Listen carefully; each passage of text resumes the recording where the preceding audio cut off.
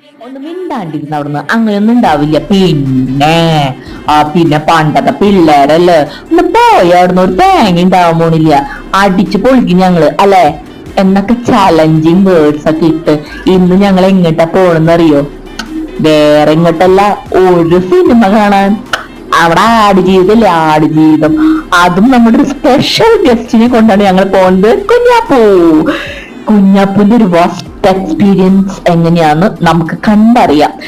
അത് കുഞ്ഞാപ്പൂരാവോ അതോ ഞങ്ങൾക്കാവോ first experience എന്ന് ഒരു ഡൗട്ട് ഉണ്ട് കേട്ടാ.